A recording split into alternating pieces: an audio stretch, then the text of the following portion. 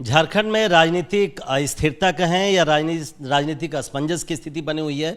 इस बीच कल कैबिनेट की बैठक हुई है जिसमें कुछ बड़े फैसले लिए गए हैं। हमारे साथ है बन्ना गुप्ता, राज्य के स्वास्थ्य मंत्री और वरिष्ठ कांग्रेस नेता। सर, कल जो एक फैसला लिया गया उस पर तो सवाल उठेगा। कल ये फैसला आप लोगों ने लिया कि 1 महीने के लिए एक प्राइवेट जेट आप लोगों ने हायर किया है सरकारी खर्चे पर। क्या उसके पीछे क्या मंशा है? अब देखिए, ऐसा है कि वो कत्ल भी करते हैं तो चर्चा नहीं होती, हम आहें भी भरते हैं तो हो जाते हैं बदनाम।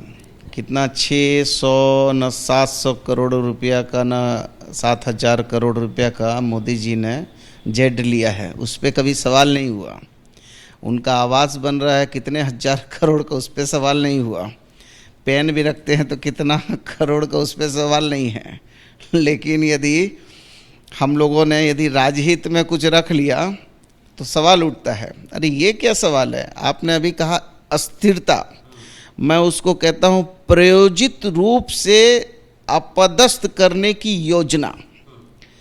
ये भाजपा ने सोची समझी साजिश के तहत प्रायोजित इमरजेंसी लगाने के लिए इस राज्य को, सारी संवैधानिक संस्थाओं को लगा दिया और राज्य की सारी एजेंसियों को काम से रोक दिया। इसी अपदस्थ होने की के डर से ऐसा तो नहीं है कि आप लोगों ने हायर किया है कि जब ज़रूरत पड़े विधायकों को ले जाएं ले आएं, इसी वजह से क्या है ये फैसला लिया गया? अरे भाई, अब आप ये बताइए मुझे, ये हम लोग का जो प्लेन है, ये उस अमेरिका वाला क्या एक प्लेन होता है जो 24 घंटा आकाश में रहता है ना, क्या ऐसे सुने हैं? वो वाला है? ये तो सिंगल इंजन वाला है, इसमें 4 घंटा ज़्यादा रह जाएंगे तो समझ रहे हैं कहाँ चले जाएंगे। ये सब कोई मुद्दा नहीं है। विषय ये है कि सरकार को, आखिर इस सरकार का दोष क्या है, हमारी गलती क्या है, हमने क्या ऐसे अपराध किए हैं।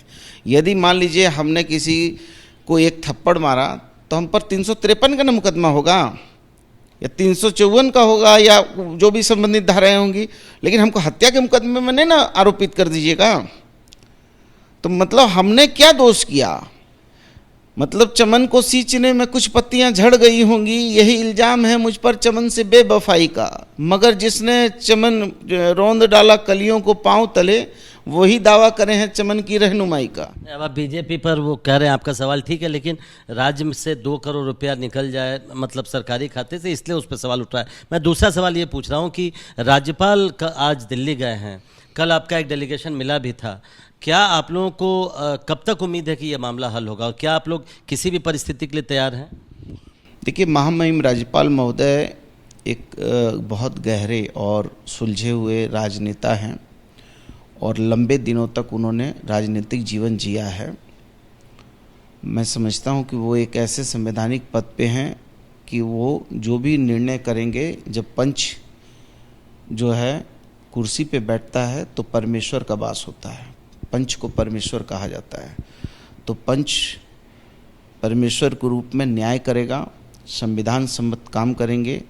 और यदि उनको ये लगता है कि कहीं पर कोई त्रुटि है या भूल हुई है, चूक हुई है, तो वो संविधान सम्मत फैसला सुनाए।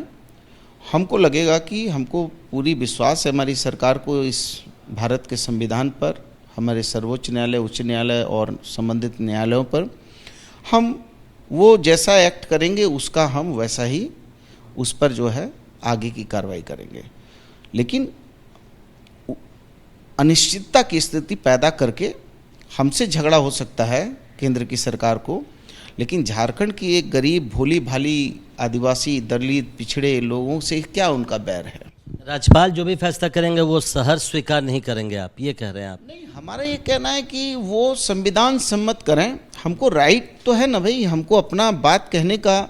जब ये देश का कानून, तो हमारे देश के दुश्मन भी जो माँ भारती पर हमला करते हैं, उनको भी हमारा देश जो है, उनको भी पूरी न्याय प्रणाली में उनको जाने का अवसर देता है। ये भारत देश है और यहाँ का न्याय और यहाँ का लोकतंत्र पूरी दुनिया में, हिंदुस्तान का लोकतंत्र जो है वो पूरी दुनिया मानती है। इसका परचम पूरी दुनिया हिंदुस्तान के गुटनिरपेक्षता के सिद्धांत को, शांति और अहिंसा के सिद्धांत को मानती है। तो हमने तो पूरी दुनिया को कुछ दिया है, तो इसलिए हम हमारे साथ न्याय करो और हम हमारे साथ यदि हमको लगेगा कि हमने कुछ गलती की है तो हम जरूर उसको एक्सेप्ट करेंगे। बोलते हैं you do a mistake is not a mistake, you do not accept the mistake is the mistake, as the mistake that is the mistake.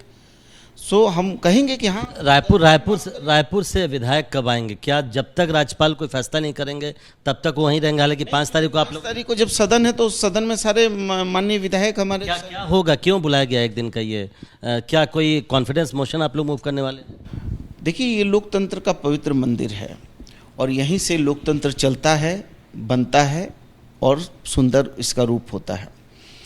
और मैं समझता हूँ कि जिस तरीके से भारतीय जनता पार्टी के लोग लोकतंत्र के इस पवित्र मंदिर में आसन के तरफ पीठ मोड़कर हो हंगामा करते हैं, इसका मतलब है कि उनको लोकतंत्र पर विश्वास नहीं है। लेकिन हमको लोकतंत्र पर बहुत विश्वास है, हमको इस पवित्र मंदिर पर बहुत विश्वास है।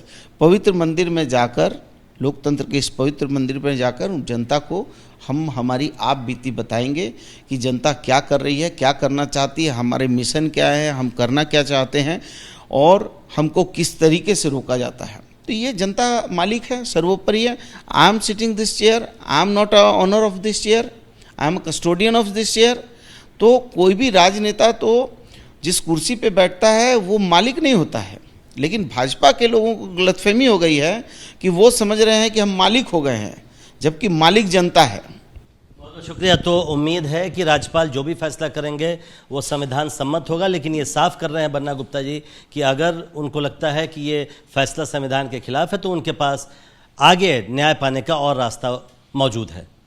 कैमरामैन हेमंत सूद के साथ प्रशांत, एबीपी न्यूज़, रांची।